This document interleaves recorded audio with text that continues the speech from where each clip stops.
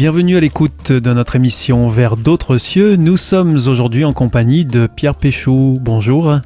Bonjour Oscar, chers auditeurs, bonjour. Alors nous sommes heureux de vous retrouver à ce micro. Je rappelle que vous êtes conférencier, pasteur, évidemment chroniqueur radio et télé. Et aujourd'hui, pour cette nouvelle émission, vous nous invitez à réfléchir sur un texte biblique que l'on trouve dans l'évangile de Jean. Il se situe au chapitre 4 et j'aimerais vous lire le verset 23. Jésus parle et nous pouvons l'entendre nous dire « L'heure vient et c'est maintenant » où les vrais adorateurs adoreront le Père en esprit et en vérité, car tels sont les adorateurs que le Père cherche. Alors Pierre Péchou, quelle est cette précision de temps que l'on trouve au tout début de ce verset? Est-ce que ça veut dire que c'est valable juste à ce moment-là, de cette époque-là? Ça serait une lecture possible en tout cas. Hein. Peut-être avant d'aller plus loin, le contexte très simplement. Et l'invitation que je fais aussi à nos auditeurs, peut-être de lire le chapitre 4, s'ils en ont la possibilité, Jean chapitre 4, c'est une femme qui n'est pas juive, puisque Jésus était juif, qui vient voir Jésus. Cette femme est samaritaine, et elle va poser des questions très précises à Jésus sur la meilleure façon d'adorer le Dieu qu'ils ont en commun, cependant. Et donc, c'est des questions assez techniques sur le culte, sur des lieux, sur des façons de faire. Et là, on arrive à la réponse de Jésus. Alors, la première lecture, maintenant je reviens à votre questionnement, pourrait être de comprendre, c'est maintenant, au moment où je te parle, mais ça ne sera pas valable après. Mais et c'est pas forcément comme ça qu'on peut le comprendre? Non, il y a plusieurs manières de le comprendre? Oui, tout à fait.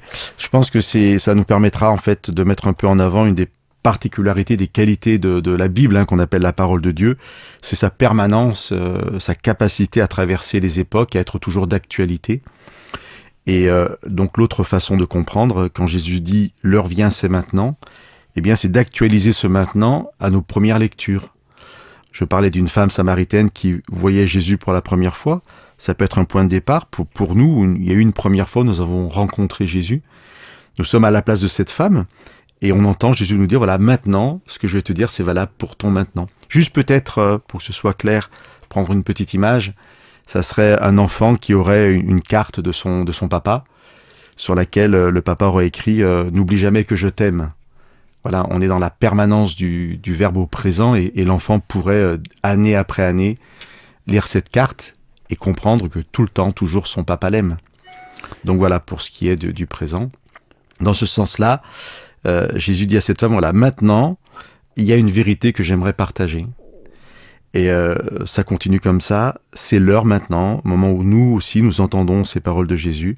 En fait, les vrais adorateurs adorent le Père en esprit et en vérité. Alors justement, là on arrive à une notion importante de ce texte. Oui. Quelle est cette notion de vrais adorateurs? Ça fait référence à quoi, Pierre Péchou? Alors quelque chose de très précis justement par rapport au contexte, et c'est ça qui est intéressant, c'est qu'une première possibilité serait de dire il y a des vrais adorateurs qui adorent le vrai Dieu, et tout le reste, ce sont des faux adorateurs. Mais Jésus ne parle pas de ça ici. Je l'ai dit tout à l'heure, cette femme, elle croit au même Dieu que Jésus. Et donc, les vrais adorateurs vont différencier ceux qui ont le vrai Dieu, mais qui vont mal l'adorer. Alors là, ça devient intéressant, en fait, je trouve. Parce que les personnes connaissent le vrai Dieu.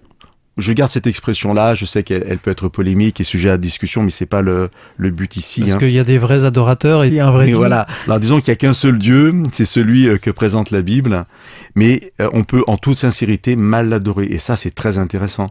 C'est-à-dire, je peux, croyant bien faire mal en fait. Et c'est ce que Jésus va dire ici. Alors tout de suite, je voudrais faire écho à un autre verset de la Bible qui est pour moi très important, qui est un verset que va écrire un autre auteur de la Bible qui s'appelle Paul. Et Paul dira « La lettre tue, mais l'esprit fait vivre ». Et c'est très fort parce que là, Paul parle de la lettre de la loi, mais aussi de la parole sacrée. Et il dit « Mais si vous l'utilisez mal, elle peut tuer en fait ».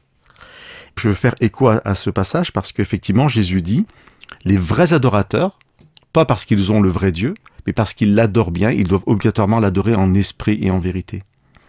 Alors une fois que j'ai dit ça, en fait, le problème, c'est que peut-être que la vérité, c'est d'être violent dans l'adoration. C'est d'obliger les autres à adorer de la même manière que moi. Alors, ce verset ne nous permet pas de savoir, en fait. Il nous donne un cadre.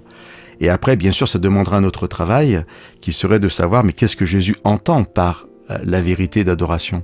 Et là, je vais peut-être demander à nos auditeurs de nous faire confiance, au moins pour l'instant, où Jésus nous dit, voilà, en fait, adorer en esprit, en vérité, c'est être dans une dynamique de vie, de paix et d'amour. Ça, c'est un message qui revient régulièrement à notre micro. Et donc, peut-être juste encourager nos auditeurs à accepter ce maintenant, en fait, où Jésus nous invite simplement à être dans une vraie relation avec Dieu de vérité, qui mettra de côté peut-être toute hypocrisie et toute violence.